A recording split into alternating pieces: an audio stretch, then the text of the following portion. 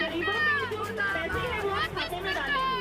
अनाज आपने अमीरों की तिजोरी में कर दिया है। किसान पैसा दे रहे हैं जब तक दुखी किसान तिजोरी से अनाज मिलेगा वो हमें मिलेगा महंगा।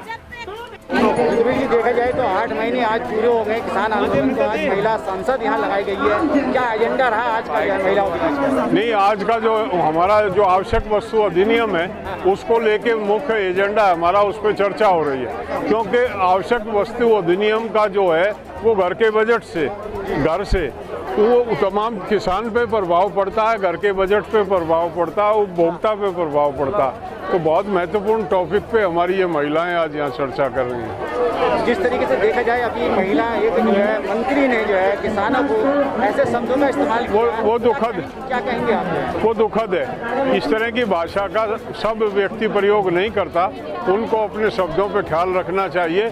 किसान किसके बारे में बात कर रही हैं वो?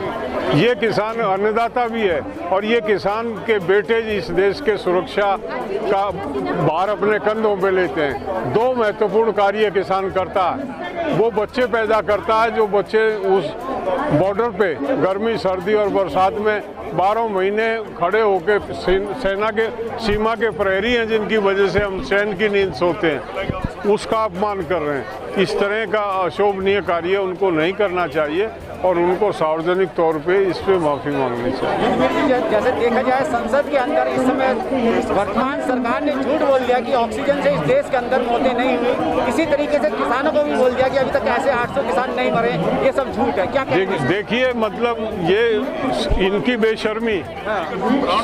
लोग ऑक्सीजन की कमी से नहीं मरे। दिल्ली में आपने देखा एक महिला एम्स में जा रही है अपने पति को लेके, उसमें बैठा के व्हील चेयर पे सफदरजंग में जा रही है। जब दोनों हॉस्पिटल से दुत्कार दिया जाता है तो सफदरजंग के मेडिकल के सामने पटड़ी पे अपने पति को अपने मुंह से सांस देती है और पटड़ी पे उसका आदमी मरता। और इस देश में पहली दफे हुआ है कि गंगा नदी में लाशें पड़ी हैं, कुत्ते खा रहे हैं। इनको शर्म आनी चाहिए। यहाँ नोएडा में जो लंगर लगे हुए थे ऑक्सीजन के, रोड के ऊपर 200-200 लोगों की लाइन लगी हुई थी और उनको मास्क लगा के पटड़ी पे वो लोग ऑक्सीजन ले रहे थे। सरकार का कोई इंतजाम था नहीं। ये हाल तो दिल्ली का फेलियर बता रहा हूँ मैं। आप देश की हालत तो क्या हुई है उसका अंदाजा नहीं लगा सकते आप। ये सरकार की बेशर्मी है। ये जिस तरीके से ऑक्सीजन वाले मामले में सरकार ने देश की मीडिया को झुठला दिया, लोगों की बातों को झुठला दिया, उसी तरीके से किसान आंदोलन को उन्होंने भी झुठलाया। देखिए, वो तो ना तो किसान मानते हैं हमको, ना तो किसान मानते हैं और ना उनके हिसाब से आज तक उन्होंने 540 किसानों की शहीदी हुई है, आज तक उन्होंने एक शब्द उस पर नहीं कहा। तो इससे दुखद कुछ नहीं हो सकता। क्या लगता है आपको कि ये गुनी बहरी जो सोई हुई सरकार है, कुंभकर्ण की नींद में जो सरकार सो रही है, किसानों की आवाज़ संसद तक जा पाएगी? देखिए, ये जन आंदोलन बन गया। ये आवाज़ जो है, जो नहीं सुनेगा वो सत्ता में नहीं रहेगा।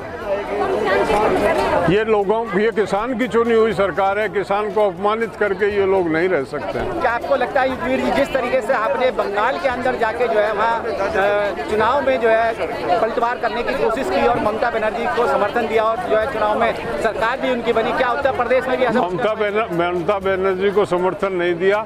हमने बीजेपी के जो काले कारनामे हैं उनको उजागर किया और यूपी, उत्तराखंड, पंजाब, सब जगह जहाँ चुनाव होगा इनका चेहरा लोगों के सामने लेके आएंगे। ये एक कार्य हम करेंगे। उत्तर प्रदेश में क्या भूमिका रहेगी?